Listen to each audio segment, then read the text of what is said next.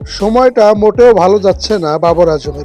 অস্ট্রেলিয়ার Big Bash লিগে দ্বিতীয় ম্যাচে বাবর আজম মাত্র ১০ বলে ৯টি রান করেন। প্রথম ম্যাচে মাত্র ২ রান করে বাবর এবং দ্বিতীয় ম্যাচে এসে মাত্র ৯ রান। কিছুতেই দাঁড়াতে পারছেন না এই পাকিস্তানের ক্রিকেটার। অস্ট্রেলিয়ার বিগ ব্যাশে সিডনি সিক্সার্সের হয়ে ইতিমধ্যে ২টি ম্যাচ খেলে ফেলেছে বাবর আজম। ২টি ম্যাচ খেলে রান করেছে বাবর আজম মাত্র ১১। পাকিস্তানের এই কিংবদন্তি ক্রিকেটার সাম্প্রতিক সময়ে যেন টি-টোয়েন্টি ক্রিকেটে কিছুতেই দাঁড়াতে পারছেন না। তার ফর্মটা যেন দিন দিন হারিয়ে যাচ্ছে টি-টোয়েন্টি ক্রিকেটে। জাতীয় দলে পাকিস্তানের টি-টোয়েন্টি ত্রিদেশীয় সিরিজে কিছুটা ভালো করলেও বিগ ব্যাশে সুযোগ পেয়ে কাজে লাগাতে পারছেন না বাবর আজম।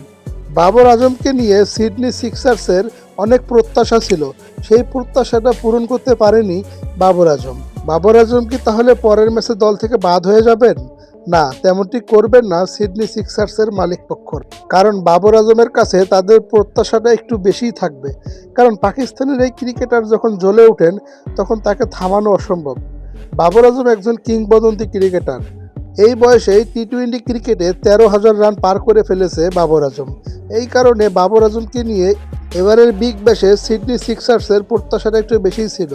যদিও বাবর প্রত্যাশাটা পূরণ করতে পারেননি, কিন্তু আগামী ম্যাচে হয়তো বা বাবর আজম জ্বলে উঠবেন। পাকিস্তানের ক্রিকেটাররা এবারের বিগ ব্যাশে তেমন জ্বলে উঠতে পারেননি কেউই। তো বিগ ব্যাশে কি বাবর আজম তার কামব্যাক ইনিংসটি খেলতে পারবে? কি বলেন আপনারা? কমেন্টে জানাতে পারেন আপনাদের মতামত।